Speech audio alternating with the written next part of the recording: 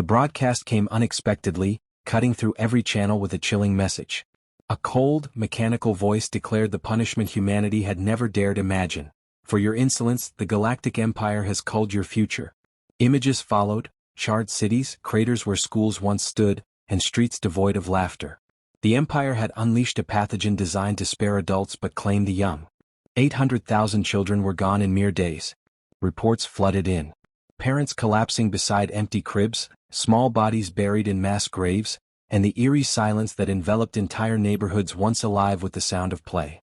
Governments scrambled for explanations, but there was no defense, no cure, only grief.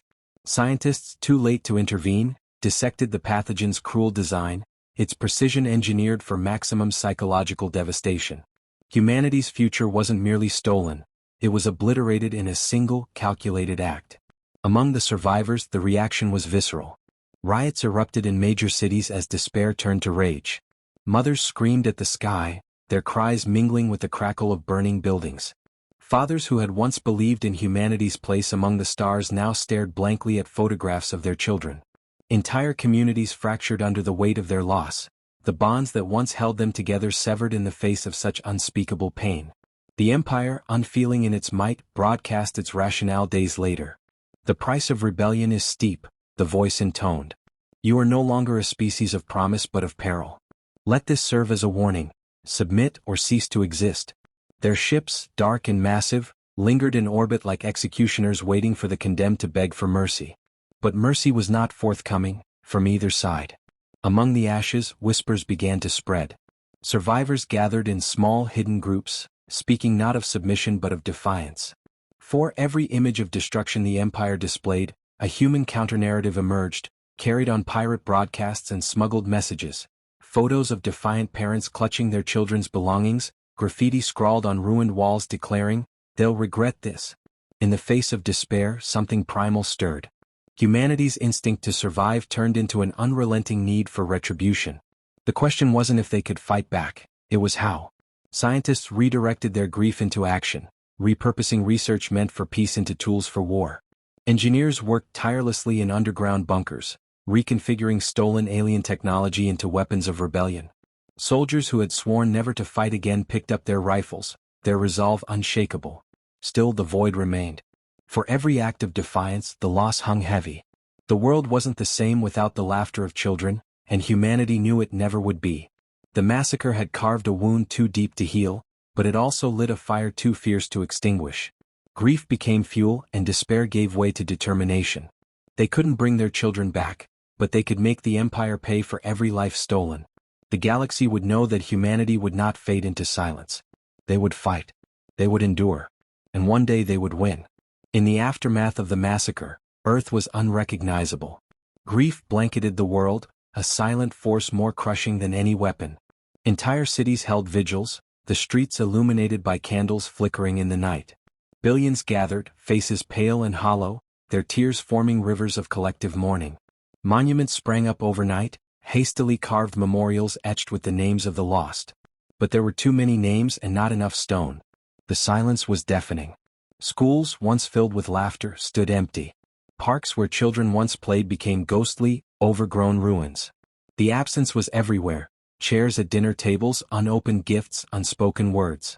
Families crumbled under the weight of their loss. For some, the sorrow was unbearable, driving them to seek solace in oblivion. Others channeled their grief into anger, directing it toward the governments that had failed to protect them. World leaders addressed their nations, but their words felt hollow. Promises of justice and resilience rang false in the ears of those left behind. Riots broke out as trust in authority evaporated. Crowds stormed government buildings, demanding answers where none existed. Military forces were called in to restore order, but the chaos only deepened. Humanity wasn't just grieving, it was unraveling. Still, in the shadows of despair, a different kind of movement began to stir. Across the globe, voices rose in defiance. Anonymous broadcasts cut through the static, carried on pirate signals. The messages were simple but powerful. We are still here. We will not be broken. Each transmission ignited a spark, spreading from one grieving community to the next. What began as whispers of resistance grew louder with every passing day. Individuals emerged as unlikely heroes. A scientist who had lost her entire family vowed to weaponize the pathogen's design, turning the Empire's own technology against them. A farmer, his fields now barren, began smuggling supplies to underground networks. A former soldier, haunted by the memories of the children he'd trained in self-defense, reassembled his unit in secret. These were not leaders chosen by fate, but ordinary people pushed beyond their limits by extraordinary grief. The seeds of rebellion took root. Hidden beneath the surface of humanity's anguish was a growing resolve. Makeshift workshops hummed with activity as engineers and inventors repurposed everything they could salvage. In basements and bunkers, plans were drawn, weapons built, and alliances forged. Each act of preparation was a small defiance against the overwhelming shadow of the Empire. Yet even as defiance spread, the weight of the loss never lifted. Humanity carried it like a second skin, every moment a reminder of what was stolen. For every act of resistance, there were moments of quiet devastation. A mother clutching a pair of tiny shoes, a father staring at a broken toy. These images burned into the collective memory, fueling a rage so deep it could never be extinguished. Through grief and chaos, one thing became clear: the Empire's attempt to destroy humanity's spirit had failed. What they had created instead was something far more dangerous. Humanity's grief was transforming into resolve. Their mourning was sharpening into a weapon. And the galaxy would soon see what happens when a species pushed to the brink decides to fight back. Amid the ashes of loss, humanity began to rise. The scattered whispers of defiance coalesced into a singular purpose. Across the globe and in distant colonies, the remnants of humanity rallied under one unifying creed: survival through resistance. Leaders emerged, not politicians but those who inspired action. Soldiers, scientists, and everyday people became the architects of a rebellion born out of necessity. In hidden bunkers and abandoned cities, humanity's greatest minds worked tirelessly. Engineers repurposed alien technology salvaged from past encounters with the Empire, reverse engineering it to develop cloaking devices, plasma weaponry, and energy shields. Biologists studied the pathogen that had taken their children, not to understand its devastation, but to exploit its precision. Even the darkest tools of the Empire's arsenal became the seeds of humanity's vengeance. The first coordinated strike was small but symbolic. A stealth team infiltrated an Empire outpost on a distant colony, dismantling its communication relays and sabotaging its supply lines. Though it was a minor victory, the message was clear: humanity was no longer waiting to be struck, they were now the ones striking first. That operation became the blueprint for dozens of similar missions. Supply convoys vanished. Weapons depots were destroyed. Empire-controlled colonies went dark one by one. The rebellion wasn't just about weapons and tactics, it was about uniting a fragmented species. Resistance cells spread across every continent and outpost, connected by encrypted networks and underground communications. Pirates in the outer systems allied with Earth's survivors, smuggling critical resources and offering starships for the fight. Old rivalries dissolved in the face of a greater threat. For the first time in history, humanity was truly united, not by borders or leaders, but by shared loss and shared purpose. Human ingenuity, honed through centuries of struggle, became their greatest weapon. Unlike the Empire, which relied on overwhelming force and uniformity, humanity thrived on adaptability and creativity. Their tactics were unpredictable, their innovations unmatched. Guerrilla warfare in the cities of Earth was mirrored by orbital skirmishes in the void of space. Empire commanders, used to crushing rebellions with ease, found themselves outmaneuvered by enemies who refused to fight by their rules. Broadcasts from the resistance became a lifeline for those still living in fear. The faceless voice of the rebellion declared their victories with a calm defiance. They thought they could break us. Instead, they've made us stronger. These messages spread hope to those who had thought all was lost.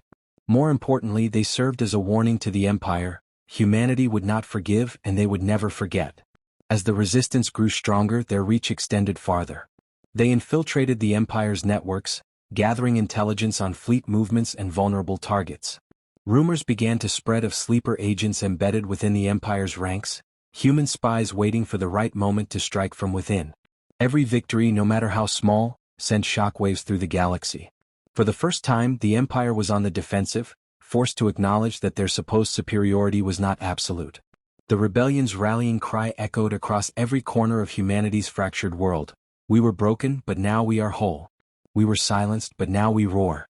We will fight and we will endure. The Galactic Empire, in its arrogance, had made one fatal mistake. They had underestimated what humanity could achieve when their very existence was on the line. The message went out across every channel, piercing through static and encrypted frequencies. A voice, altered to obscure its origin, spoke with chilling clarity, "To all who can hear this, flee now. The Galactic Empire has sealed its fate. To those who align with them, remember this warning, we will show no mercy. Their reign is over and their empire will fall." Humanity's transformation was complete. What had once been a fractured, grieving species was now a relentless force, united by loss and driven by vengeance. The resistance had grown far beyond its initial skirmishes. Entire fleets of retrofitted ships patrolled the outer systems, cloaked in invisibility, striking Empire targets with precision. Planets that had been subjugated for centuries began to rise, emboldened by humanity's defiance. The rebellion was no longer just humanity's fight, it had become the galaxy's. The Empire, long accustomed to unchecked dominance, began to falter. Supply lines were severed, their fleets isolated and dismantled piece by piece. For every planet they tried to hold, another slipped through their grasp. Their leaders, once confident in their power, now whispered of growing unrest within their own ranks. Humanity's resistance had turned the Empire's fearsome machinery of control against itself. Behind the scenes, the Resistance's preparations reached their zenith. Engineers and scientists unveiled weapons that could shatter even the largest of Empire warships.